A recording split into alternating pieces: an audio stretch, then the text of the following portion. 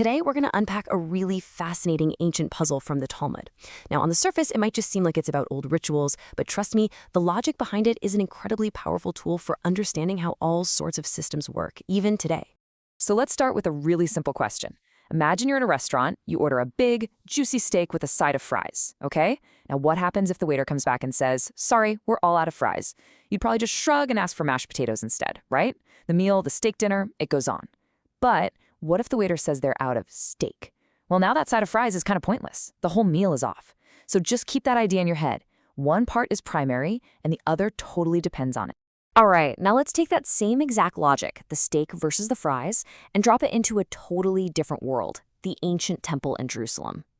We're going to look at a very specific ceremony called the thanks offering, or in Hebrew, the Korban Todah. So the thanks offering was this really big deal. It was a way for someone to show this deep, profound gratitude. Maybe they survived a dangerous trip or got over a really bad illness. But here's the crucial part. It wasn't just one single thing. It was a package deal. It had two mandatory components that absolutely had to be brought together. So on one side, you have the main event, the animal sacrifice itself. This is the core, right? This is the steak on the plate.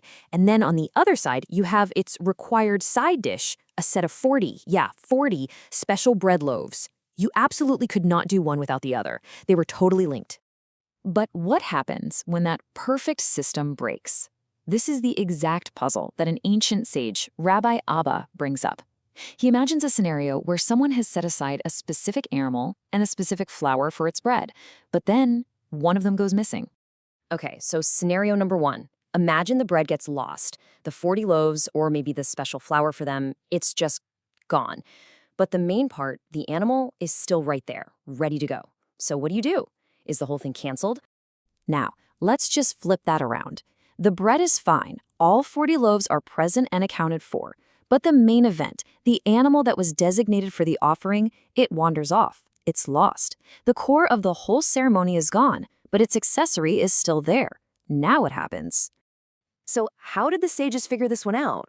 Well, the Talmud's ruling is incredibly clear, and it's the difference in the outcomes that really shows you the core principle at work here. And the ruling is just, it's black and white. If the bread is lost, no problem at all. You just bring other bread, and the ceremony continues. But if the animal is lost, the entire offering is void. Done. You can't just bring another animal to take its place.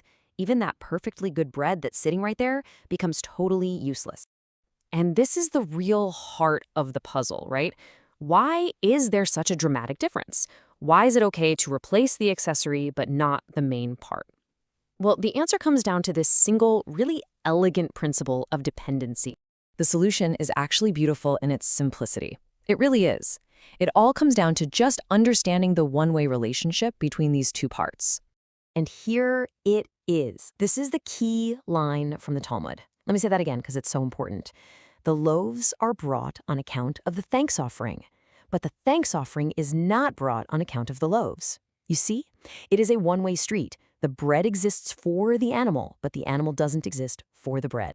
Well, let's just break that down real quick. Step one, the animal is the primary element. Its whole purpose is to be the thanks offering. Step two, the bread is secondary. Its only purpose, its entire reason for existing in this ritual is to go along with that specific animal. It has no independent job to do. So here's the bottom line. When the animal gets lost, the bread loses its reason for being.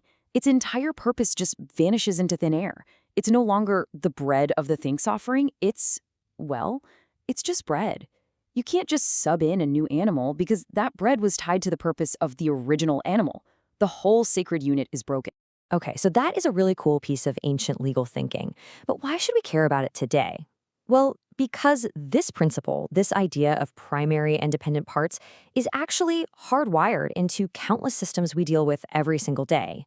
This ancient puzzle gives us this amazing lens to see the world. It teaches us to always ask, what's the steak and what's the fries here? I mean, think about your phone and its charger.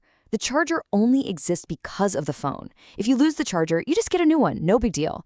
But if you lose the phone, well, that charger is now just a useless piece of plastic. Its purpose is gone. It shows us that a system's true weakness is almost always in its core component. So I'm going to leave you with this question. Just look at the world around you. Think about your job, about technology, maybe even about your relationships. Where else can you see this ancient logic playing out? Where is an entire system completely defined and ultimately broken by the loss of its single primary part?